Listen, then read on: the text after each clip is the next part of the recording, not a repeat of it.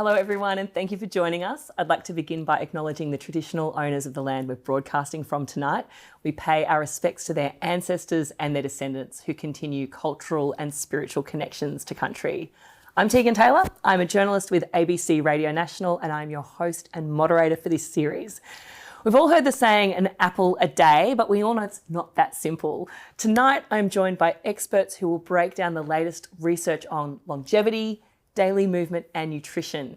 We're going to discuss everyday strategies for improving your health and well-being and how to reduce your risk of age-related illnesses. And before we start, a reminder, you can be part of the discussion tonight. All you have to do is use the Q&A button on your screen. Thank you to everyone who submitted questions in advance. We had hundreds of pre-submitted questions. I will do my very best to get through as many of them as I can. You're all very eager to know how to live a longer, healthier life. So before we kick off, I'd like to introduce our panel. Joining me in the studio are Professor Genevieve Healy, Professor of Physical Activity and Health at the School of Human Movement and Nutrition Sciences. Professor Healy's research focuses on sedentary behaviour and physical activity in adults and their subsequent impacts on the overall health and well-being. Dr. Christian Nevska, who is a Senior Research Fellow and Group Leader for Cellular Reprogramming and Ageing at the Institute for Molecular Bioscience. Dr. Nevska's lab studies the biology of ageing, which is the biggest risk factor for most chronic and degenerative diseases, with the goal to create treatments that restore the function of aged cells and tissues to help people stay healthier for longer. And Professor Sarah McNaughton, a Professor of Nutrition and Dietetics in the School of Human Movement and Nutrition Sciences. Professor McNaughton leads a research program that focuses on understanding the role of foods, eating patterns, dietary behaviours and their determinants across the life course. So let's get into it. As I said, a lot of questions ahead of this session. Some definite themes emerge, so we are giving people what they want tonight. But Genevieve, I might start with you because sometimes it feels hard to know where to start when you want to make healthy changes. This is something that you have looked at and even quantified. Tell us about the work you've done to get people more active in workplaces. Sure. Thanks, Tegan. Workplaces are a great place to get people active because there's so many influences on our behaviour that happen in the workplace that we can address all in that one setting. So you can imagine there's yourself as an individual and how you feel, but besides that, there's the people that you work with, there's the social norms of the workplace, the culture that is happening around you, there's your managers and what they're doing, there's the environment, the physical environment, there's the policies that sit around that. So our workplace is really about understanding how do we address all those multiple levels of influence? How do we support people to make changes in that environment by helping them to choose what works for them in their context? Because every workplace is different. And so we run a program called Be Upstanding. It's one that's run nationally now. It's been taken up by over 1,000 organisations. And in that, teams come together and decide how are we going to sit less and move more as a work team. And so every intervention for every workplace is actually different, which is quite unique when you think about interventions that are normally quite controlled. But this is really understanding what's working for you and you have that ownership of it. And the program works really well and the workplace runs it. We give them all the materials to take up, deliver and evaluate the program. And it can be really simple, like it might be like having a walk-in meeting, having that permission to stand up during a meeting, just giving permission to be able to do that's a really important factor. So when you're designing an intervention, where's your starting point? The starting point is listening to the people who you're going to be working with. That's the really critical factor. Like what are their issues? What do they want to change? Really working with our end users, our consumers to go, what are your pain points? Marrying that with the evidence that we have. So what do we know that works? What's effective? And working really hand in hand and tying into that messaging. So our messaging is quite simple: stand up, sit less, move more, try to get up at least every 30 minutes. So they're not difficult messaging, but what sits behind them is a whole evidence base that we've done and worked out. This is what people need to do to help support their health and well-being. This idea of designing interventions, knowing where to start. Sarah, how does what Genevieve's talking about fit into the work you've done on dietary patterns? Very, very similar. I mean, when we're thinking about how we can help people move towards healthier diets, we're really thinking about what are all those factors that are contributing to that and how do they change across the life course so that we can identify what's going to work for this particular group. So we are working with individual factors, people's food skills, their knowledge, their preferences, the costs of food, all of those things at an individual level. And then we're also looking at the social environment, so the families, the settings that people are consuming foods. And then, of course, there's the kind of macro environment that we might need to sit people within and make sure that we're thinking about all of those levels of factors when we're designing those interventions. So very, very similar approaches to developing interventions. We're going to talk a bit about the logistics of how hard it is to be healthy in a little bit more detail. But this session is about ageing. Christian, I'd love it if you could tell us what's happening inside our bodies at the cellular level as we age. That's a very great and very hot question at the moment. So my lab is studying basically how our cells change function as our bodies grow towards adulthood, and then beyond that in aging. And we're very interested in the activity of so-called master regulator genes. They're actually called transcription factors, and they orchestrate to a large degree what genes are active in our cells and by extension what function they have. And throughout our life, the function of our cells and tissue changes. And early in life, our cells, our organs, they have a very high regenerative capacity, but already by the time that we're adults, a lot of this functionality that is highest early in life is past its peak. COVID has actually also taught us that our immune cells are actually most competent in children. And we find that these processes get progressively dialed down as we grow older, beyond us reaching adulthood. And until I would argue a study linked to my lab, it was believed that these changes that we link to aging, this progressive shutdown, and to some degree functional deterioration is a mere random process, a wear and tear process. But a recent study from the lab identified a master regulator gene, AP1, that seems to have roles both during growth of our bodies to adulthood. It's progressively helping activate adult genes and shut down useful genes that drive these processes I mentioned. Unfortunately, we found that this process does not stop when we hit adulthood. There is escalating activity of this master regulator, which is in a way actively shutting down many of the useful processes that we link to earlier parts of life. And we're forward-looking, so we're trying to implement interventions based on these insights to complement, nutritional interventions as well as healthy movement approaches, among other things. Very diplomatic. You're obviously going to get us out of having to do any of this stuff if you get this right. So what I'm hearing from you is if you've identified what the thing is that's accelerating or causing the aging process, that maybe there'll be a therapy to revert or at least slow it. Correct. Either interventions to treat functional decline or diseases linked to aging via perhaps pharmacological intervention or RNA-based technology, or, like you suggested, basically to slow down these processes that we link to aging to allow us to live healthier, more vibrant lives and not spend, the last 20 or 30 years of our lives in ill health, which, is unfortunately the case currently. Promise we will dig in more detail soon, but I'm reflecting on the fact that it's modern medicine that's allowing us to live longer. That's why we get to have this discussion now. It's sort of a luxury to get to have this discussion about if we're going to live longer, how do we do it really well? But there's also aspects of modern life that make it harder to be healthier. Genevieve, tell me about the role that sitting plays in health longevity. Yeah.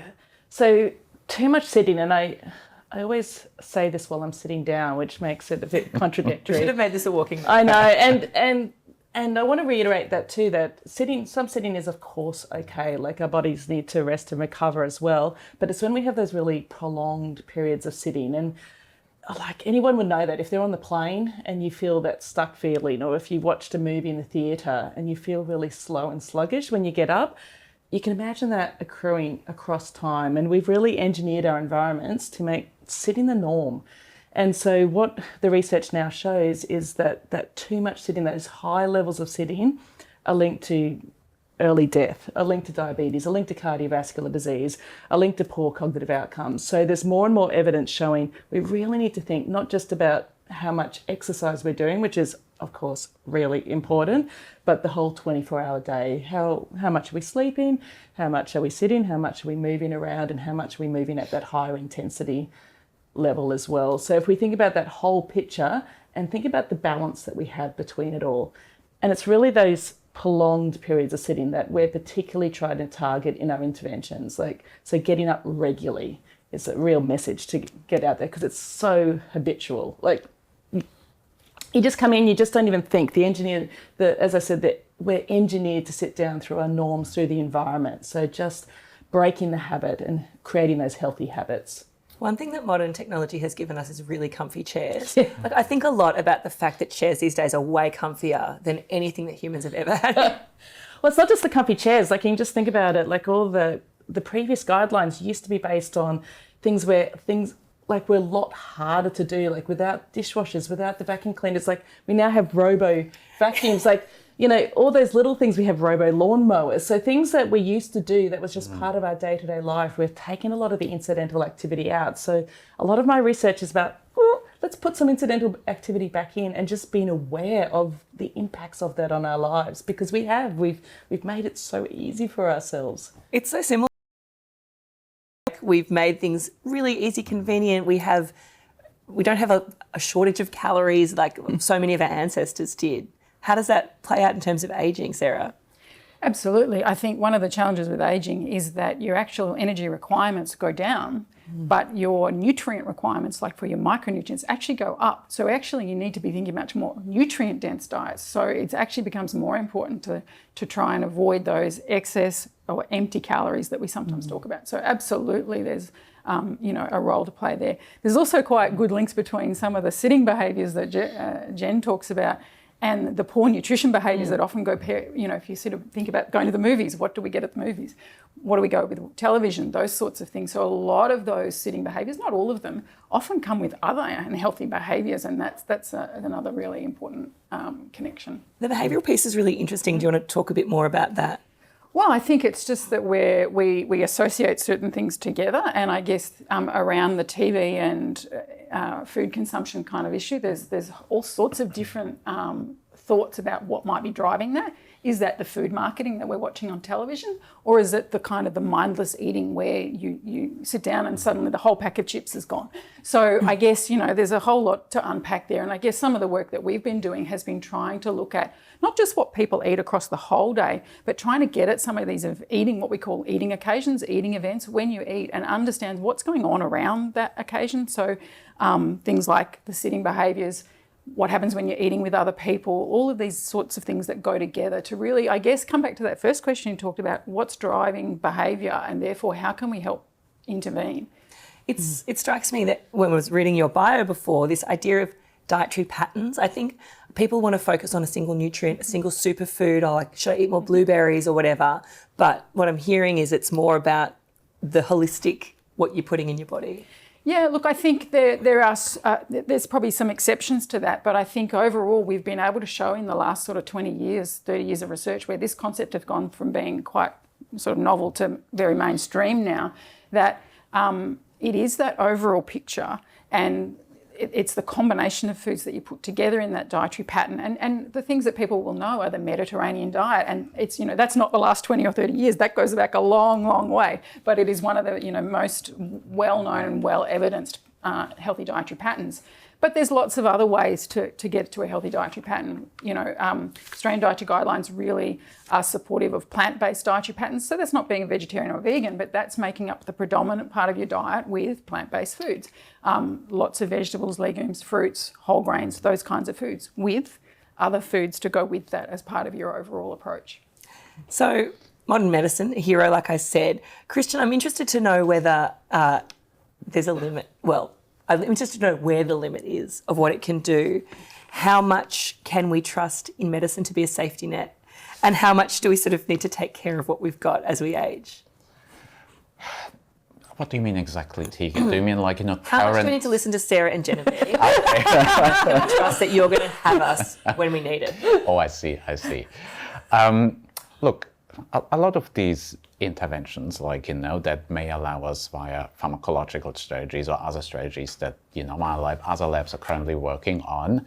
I think there are a lot of promising approaches, not just things that we're working on, also perhaps things like, GLP-1 agonists, basically, that find now also applications in a lot of age-related contexts, just to name one, basically. I know that is Ozempic and similar. Correct. These kinds of strategies, are going to become more popular. And it's not just that, there will be other ones, but I think a healthy diet as well as, regular exercise are an essential foundation basically for these things to be effective right now in combination with, treatment interventions when they are required, when there are more severe diseases or disorders basically. So yeah, of course, the goal is to come up with more and more strategies to allow us to, extend our so-called health span more and more and more to kind of reduce these, final years in our lives that are frequently spent in ill health, basically, to not, spend our retirement suffering from a chronic debilitating disease. Well, as I said, we did get a lot of questions. I'm keen to, answer some questions, bust some myths. Of course, you can still ask questions using the Q&A button on the where you're watching us right now. But there were themes that emerged. So I think I'd love to start, well, this one's for Sarah. Christine and Anna Maria want to know if grains are bad for us, specifically if they're bad for our brains. Okay. Look, I'm not an expert in cognitive function. I guess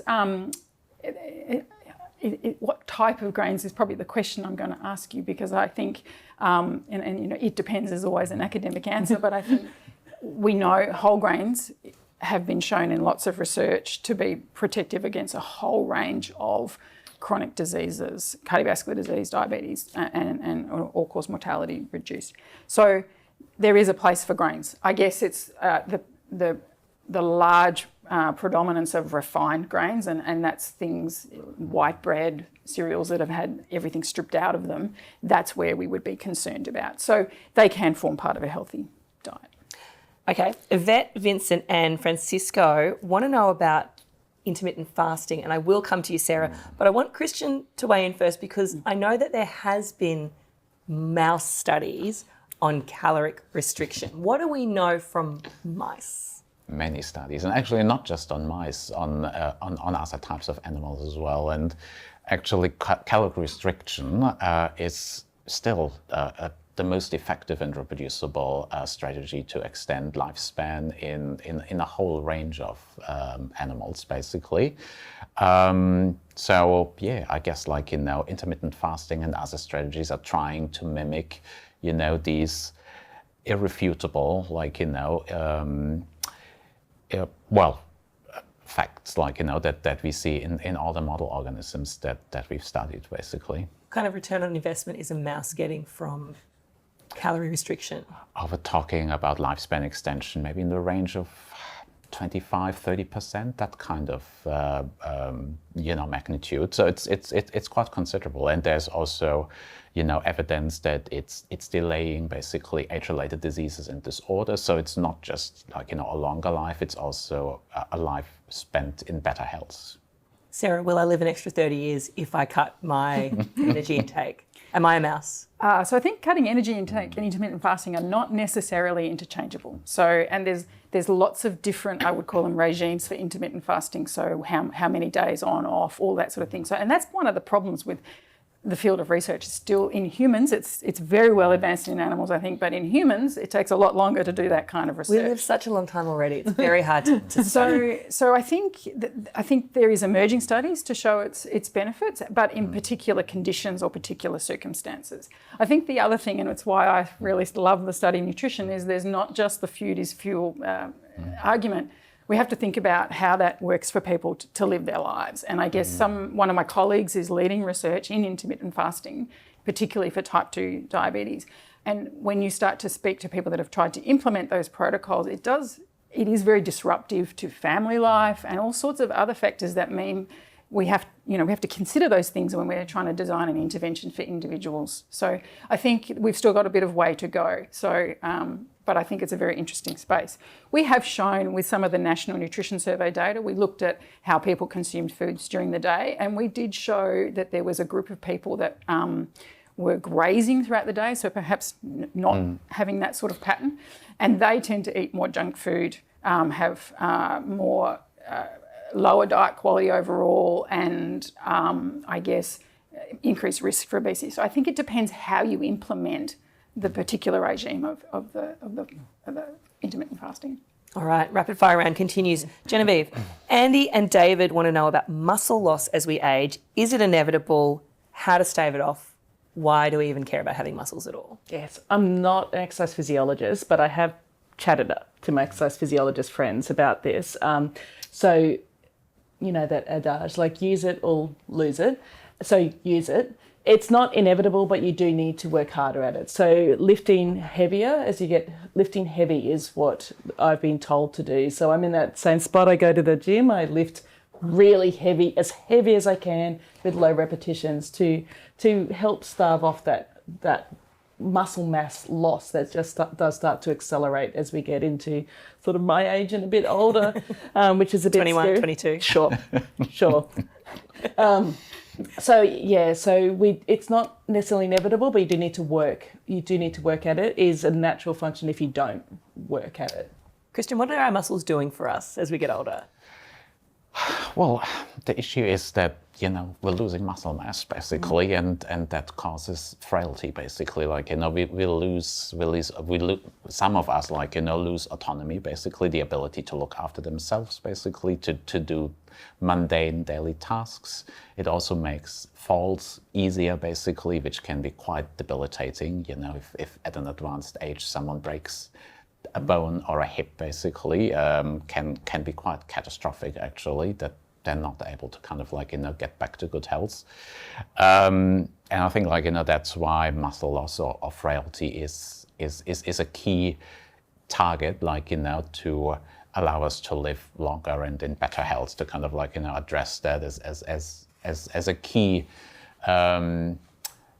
means basically. In a similar vein, Sarah, I can't find the names, but a lot of people wanted to know about protein intake. How much do we need? How do we support it?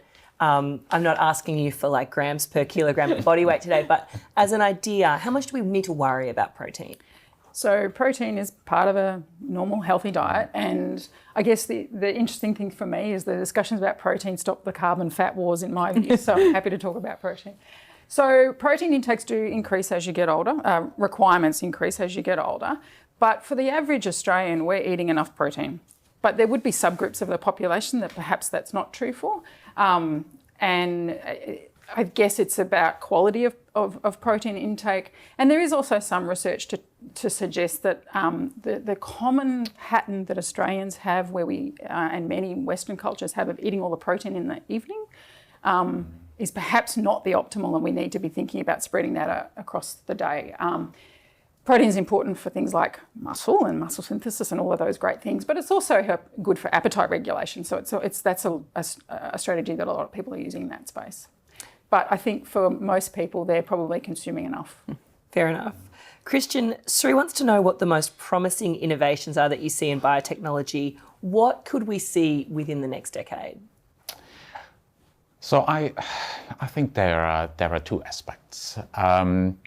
One is we're better understanding basically how our cells change, like I alluded to earlier, as we age, basically to directly target aging processes to allow us to live a longer life and a healthier life, basically, like I indicated, like, could be like, aspects like, GLP-1 agonists. There is also evidence that, and please, just evidence, like, that drugs like, metformin are quite beneficial. Like, there was an interesting study, that has to be taken with a grain of salt, that, like, in primates, it was able to kind of, improve brain function in elderly primates, etc.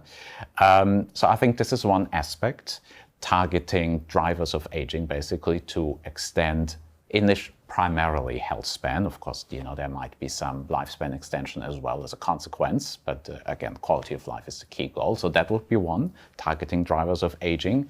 Then on the other hand, regenerative medicine applications are making huge strides, or have been, like, it's been building itself up over the last, 10, 20 years, basically.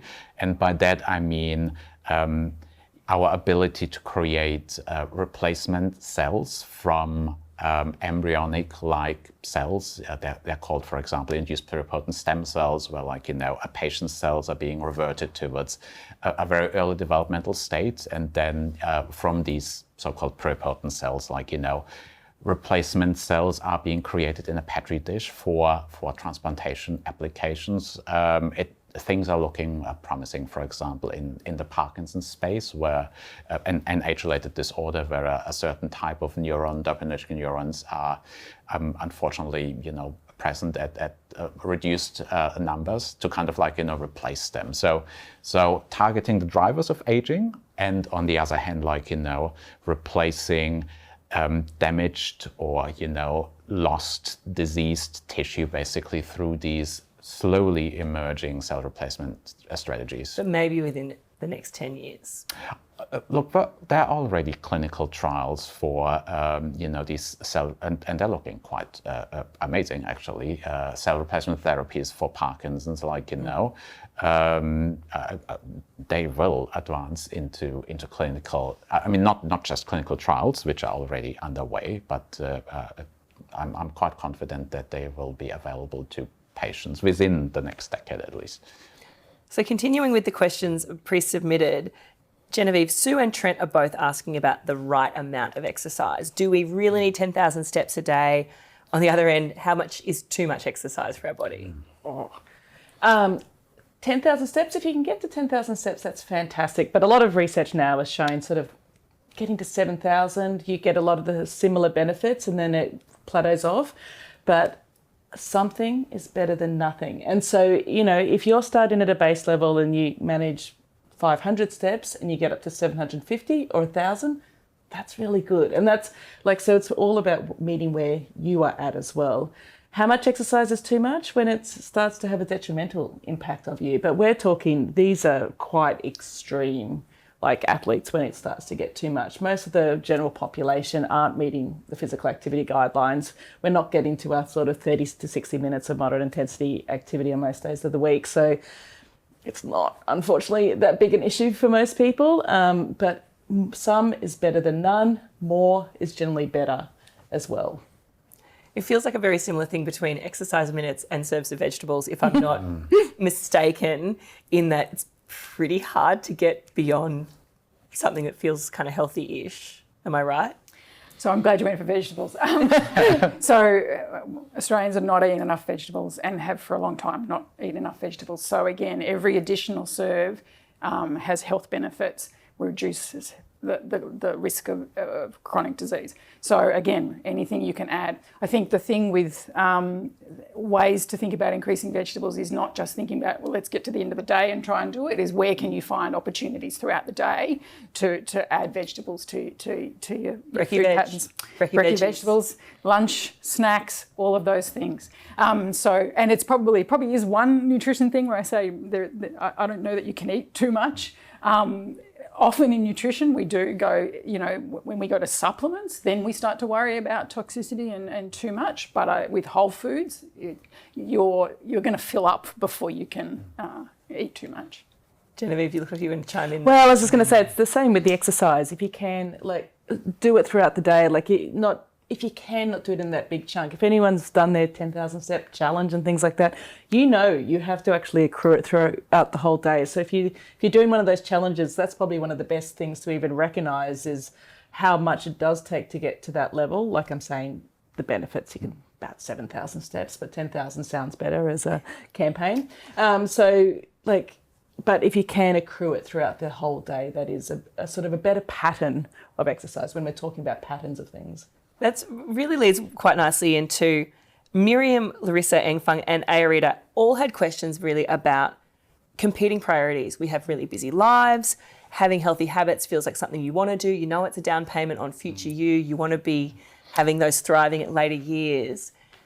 Sarah, in your work, how do you... What good advice can we give around how to balance our modern lives with what we know works? Look, I think it's about finding small, achievable steps and then building on those over time. So I think often in nutrition or in diet circles, there's this, I'm going to change my whole life in one step. And I think that's probably not... Look at this giant new leaf I'm turning over. Exactly. And I think sometimes that's just not achievable in such a... So I guess, there's work about building habits, and I think so picking small, achievable steps. I think there's also the work around, social norms and working with family support and friend support. So because those things can impact how you also live your healthy life. But I think, I guess it's about building on those healthy habits over time and that becoming the norm, because I think it's once you've embedded those habits, it can, it's easier to keep them up, I guess. Genevieve?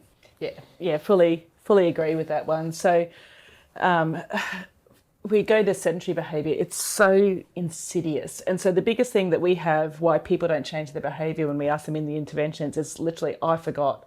So there's a lot of willingness, there's a lot of desire, and they just go, I just forget. It's so forgetful. So it's building in, to start with, the very conscious cues, having reminders, having those prompts and needing that until it slips into the subconscious. And so what we're trying to transform things from a conscious habit, which is always harder when you're having to deliberately think of something all the time, to something that just becomes normative. And if you've changed the environment around you from a food environment to be supportive around you, from a physical activity environment to be supportive around you, it's a lot easier to do that. One little healthy habit that I try to do all the time is, like, when I brush my teeth, when I brush my teeth, I do like calf raises, because I'm like, I've got to do calf raises. And I've done my ACL twice, so I do my little knee rehab. So that's my cue, and it's a conscious cue every day, like twice a day, to do some rehab on my thing. And that's my little trigger. So if you can try and do those cues and prompts and build them in your day, then suddenly they become subconscious and you can work on the next step that you need to think about. One of the other questions that a couple of people asked was basically like, am I too late? Am I too late to start trying to live younger, longer now? And they gave their ages, and it's kind of irrelevant, really. Well, maybe it is relevant. Maybe there is a magic number.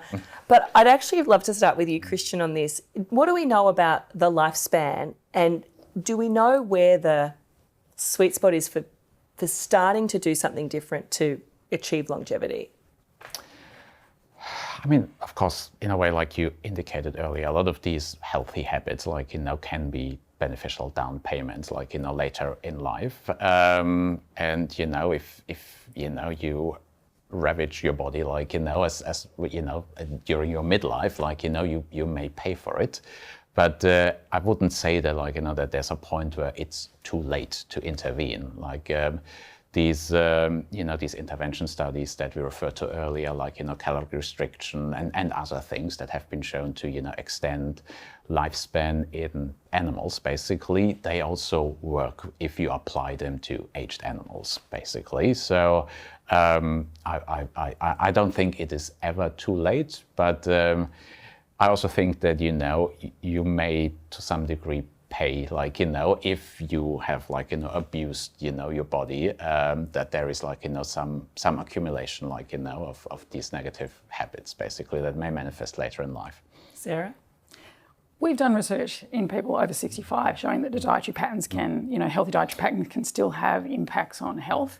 we've done work, and I guess thinking about longevity versus quality of life, I think that's really important to consider. And we've done work to show that even, that's another outcome that you can positively impact with dietary patterns. So I think it depends on what your outcomes and what you're trying to achieve. But I think, I don't think it is ever too late to start, because there are always going to be benefits to improving your nutrition. Go on, give us a number, Genevieve.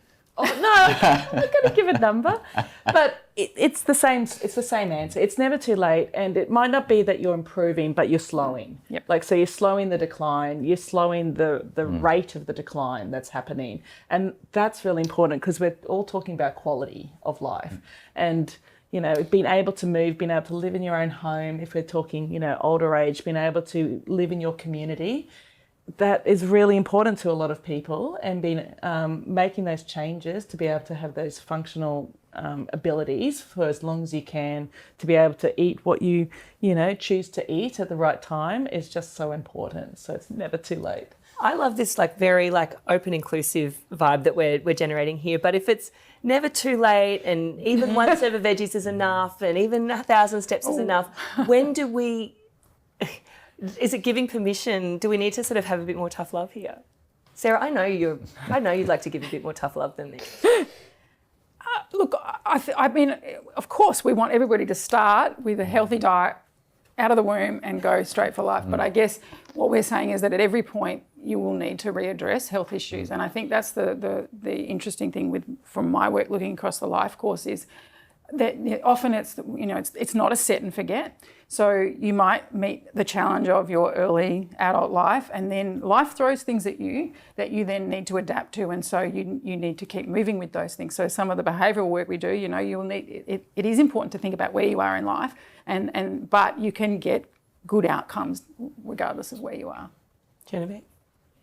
Yeah, like the super healthy people who do all the exercise and eat, they're generally what we call the reference group. And so, so they're the ones that we're trying to aspire to when we're doing our analyses and things like that. They're the intervention messaging. They are getting the benefits of what they're putting in. So but I don't know, we all, like Sarah was saying, life happens as well. And so it shouldn't be seen as a blocker, that if you're not there, that is unattainable.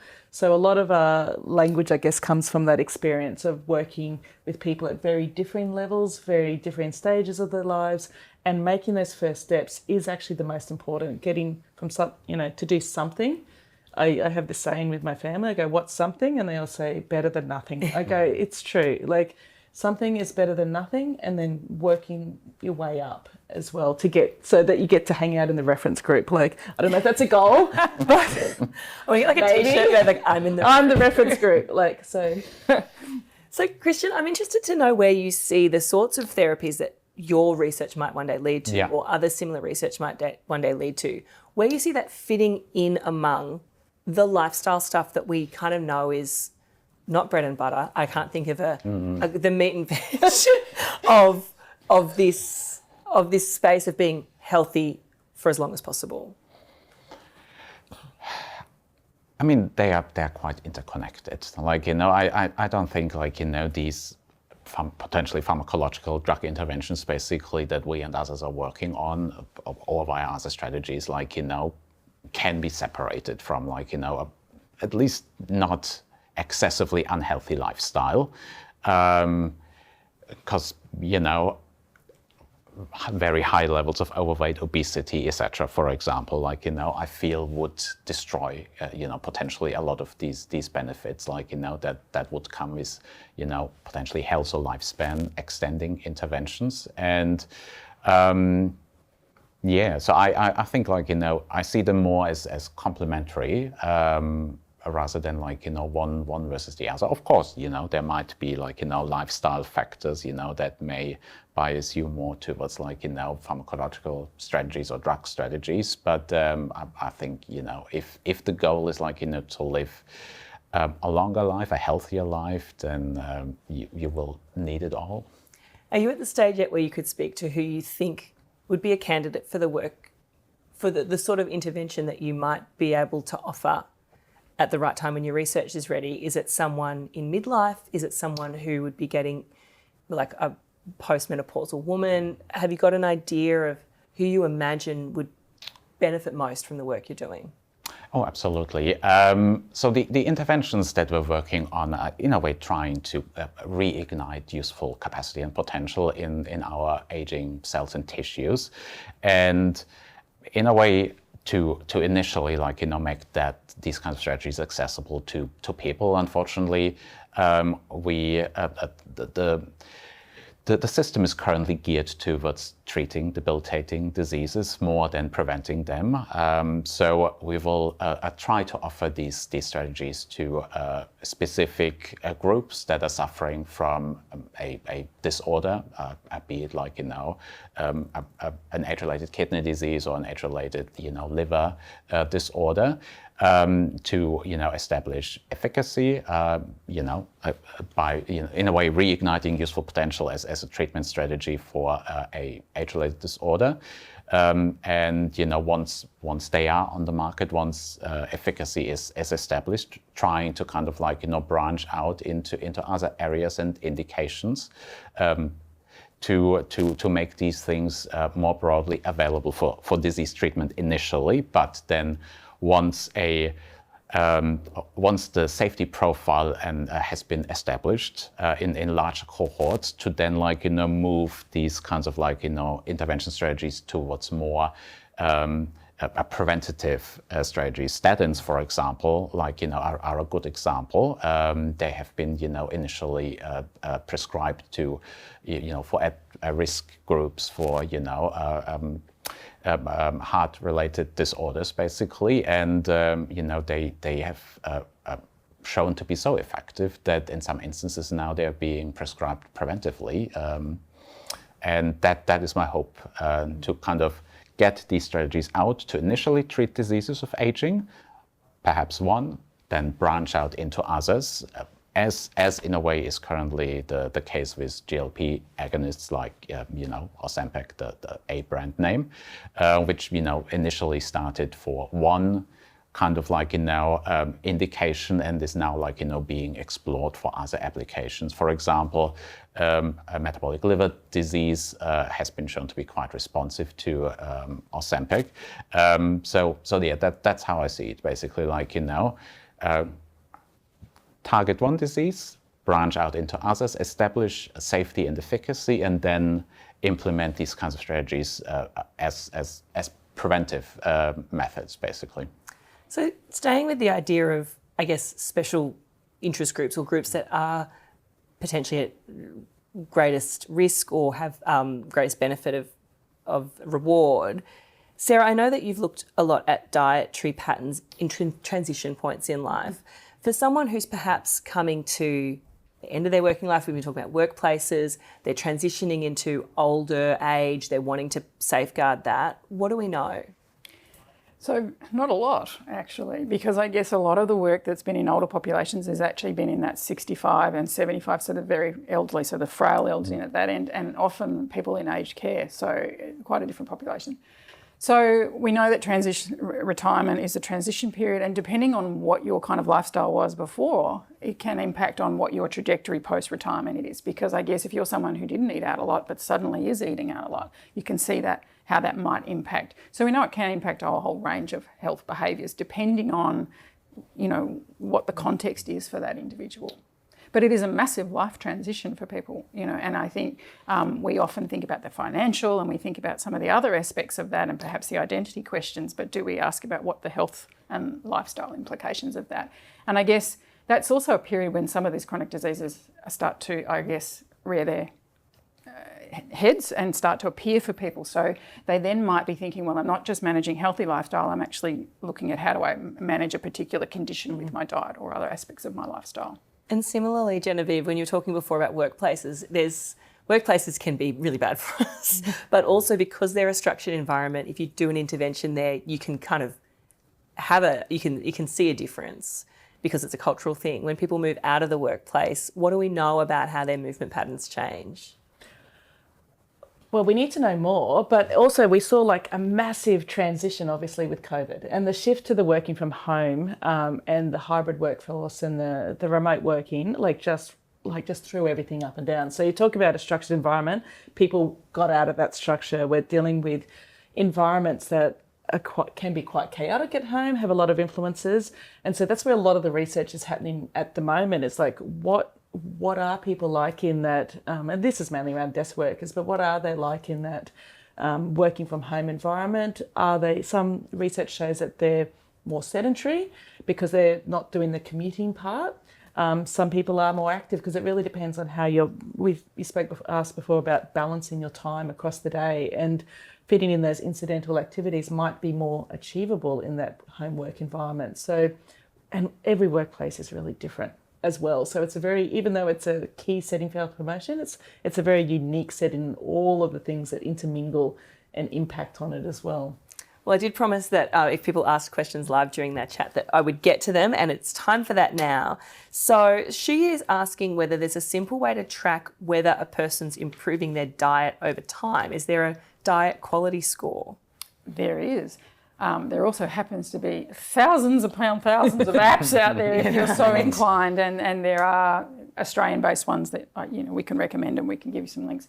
There is a free online tool with Cyro. They have a healthy diet score that you can have a look at, and we can provide a link to that as well. So that'll give you an indication of how well your diet is tracking against the Australian Dietary Guidelines. So with the links, we'll get sent a link to tonight's recording after the fact, with some special links provided by our expert panel.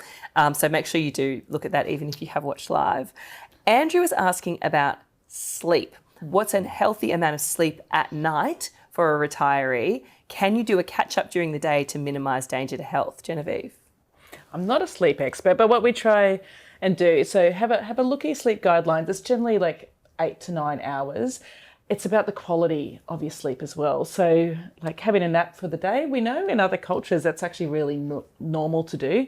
If you're only getting 4 hours and you know that you're a 8 to 10 hour sort of day person, then it's probably not great as well. And if you're not going to bed because you're sitting up late, lying on the couch, having the food, eating late at night, lounging, like it's what you're doing around those sleep patterns. But the quality of sleep is also really important to take into account. It sounds really strange, but it's only recently that we're all starting to talk together. So the sleep experts starting to talk with the exercise experts, starting to talk with the century. It sounds a bit strange, but sleep and the daylight people. But like they're now looking at 24-hour guidelines around like starting to come into our behaviours, just recognising how interlinked the behaviours are. So, doing exercise, you can either feel more awake if you do it too late at night and find it hard to get to sleep, or it might be really helpful for you to get to sleep. So understanding those interactions a lot more. Christian? Sorry. sorry. No, I was just going to say, so sorry, I can't tell you the exact answer of how much sleep, but I think you probably know yourself how much you need to be getting. I don't know too much about sleep. I should have more, I think. I felt like we were ready to well, maybe you can help. If you can't help me with this, Christian, I'm pretty sure that Sarah can. Kim is interested in the latest research around the microbiome and interplay with ageing processes. It's not exactly my area, but I know that there are a lot of exciting studies out there that have looked at transferring the microbiome of aged model organisms, animals, mice, fish, basically, vice versa, from an aged fish to a young fish and so forth. And there is indication that changes in the microbiome are also linked to some of the age-related decline that we're linked to. That said, I'm not sure, I would, undergo something called a fecal transplant, to improve my health. Really young person. You try it first. Yeah, fair enough. Sarah? Look, the microbiome has exploded with research in the last 5 to 10 years. It's not my area of research, but what we do know is that plant-based diets and diets with a lot of variety in those plant-based foods are better for your microbiome. So that's the kind of message, and that aligns very much with all the other research around chronic disease. So I think, and while it is new in some senses, lots of people have been studying this for a long time. It's just at this point in time, it's really taken off. Kerry's asking, what are some health fads that are actually counterproductive for good health and longevity? Anyone got one? Okay. I may.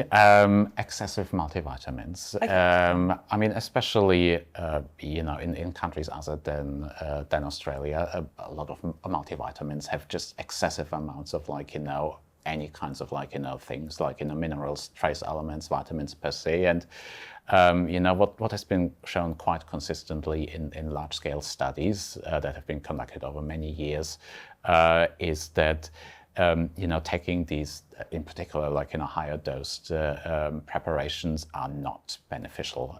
If anything, they are increasing risk of mortality. So multivitamins are really something to be really very careful about. Of course, if you have a very perhaps insufficient diet for limited periods of time, in the right dose, they may be beneficial. But this kind of notion that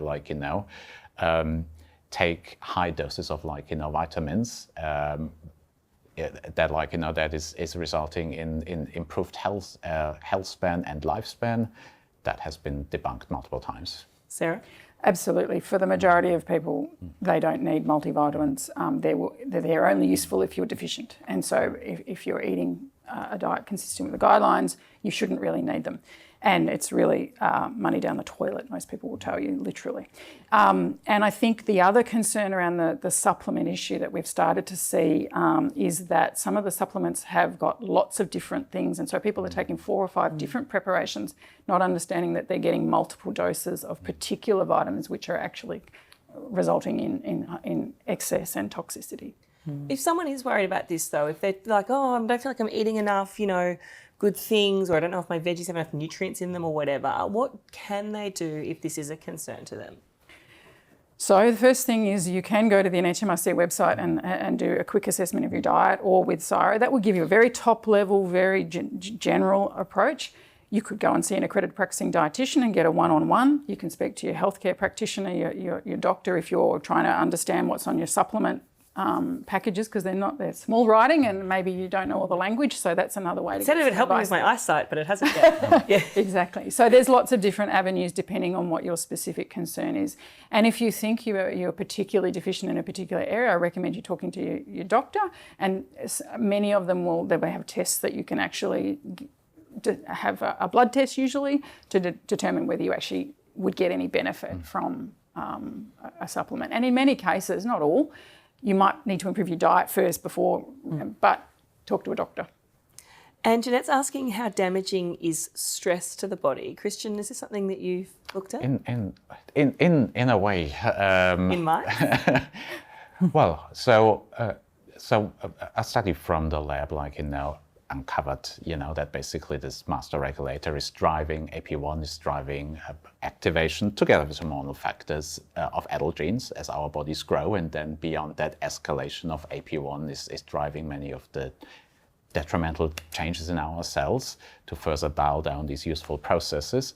AP1 is activated by a whole range of stimuli, in particular stress and inflammatory processes. So yes,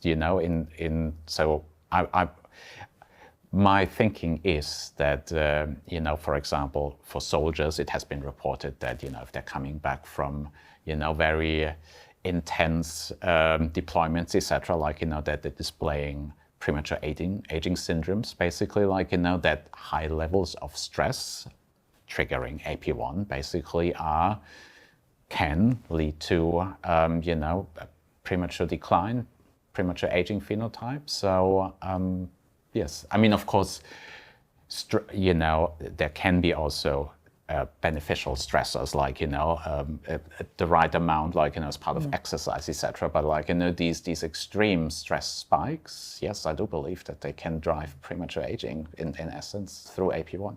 If you're worried about stress that is stressful, Genevieve, what do we know about what we can do to reduce that? If that is a concern. Yeah, and physical activity is a great way to help with your mental health, and being able to go outside in fresh air is obviously that wholesomeness of those things, if you can able to do it.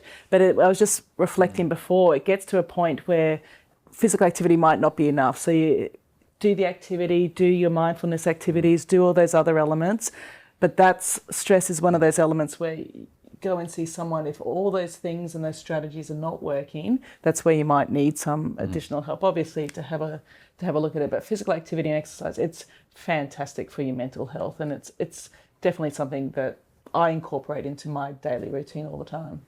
So one of the ways I like to end these sorts of chats is by looking to the future. And we've heard a bit from Christian about what the future could look like here. But Genevieve and Sarah especially, what would you like to see in the anti-aging space in your patch in the next 5 or 10 years?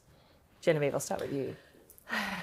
You've heard Sarah and I both talk a little bit about influences on behaviour. I would love it to get to a point where it is just an individual's choice and that individual is informed and has all the choices in front of them. So that doesn't actually really happen very often. So to create a society, a culture, the norms around it, that healthy is the norm, that healthy is supported, that those choices are enabled and enacted to be able to live that long, healthy life. And if you don't want to, that's also fine, but it's come right back down to you. But at the moment, all the other things make it all hard. The access to foods, the access to safe environments, the just what is normative, what do we do in our workplaces, in our schools, what activities do we do in our lives. So that's what I'd like to, if I'm going to go really blue sky on this one. Cultural shift and access. And just so the knowledge is all there. So everyone has the knowledge, the awareness, the cultural shift, the physical environment, the cultural environment, the inclusion, the safety, that's safe to walk on footpaths that are really nice and wide, like that are well lit, that are, all of those things and factors. So we are able to live healthy lives because everything around it is supporting us. Sarah?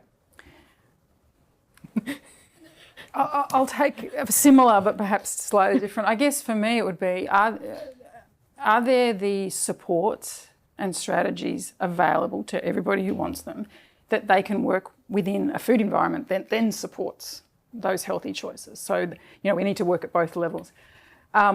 The other comment I would make is that, we've talked about people making healthy choices and very much at an individual level. I guess one of the things for me that we haven't mentioned is the level of food insecurity in this country. So there's a lot of people who are struggling just to put food on the table. And the latest data last week showed that's 1 in 8 households. So that's a lot of people so we need to solve that problem and then work on these other ones as well. So equity piece. Yep.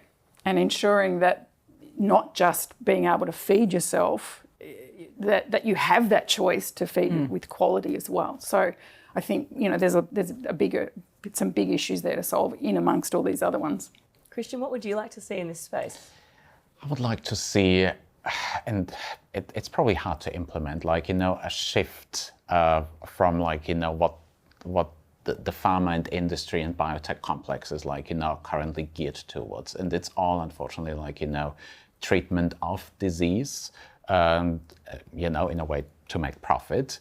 To see a shift, and I guess that would have to be regulated, at a governmental level, towards prevention and finding strategies of of making that economically attractive to companies, rather than this focus of treating disease when people are already in quite in a quite severe spot, basically, because unfortunately right now that's the only way for these the key way for these entities, or the key model for these entities to make profit, and I find that I found that sobering. It just dawned on me the last few years, basically, that it's all geared towards disease treatment, and there's at least from a drug perspective, that there is little emphasis on prevention. Proactive prevention. Yeah. Well, we do need to leave it there as we are out of time. But thank you so much to our panellists, Genevieve, Christian and Sarah, for joining me in the studio and sharing your expertise with us. And thank you for joining us. It's always such a pleasure having our alumni and wider UQ community join us online for this series. We have one more UQ Talks webinar left for the year. Keep an eye on your inbox for the next invitation. But until then, good night.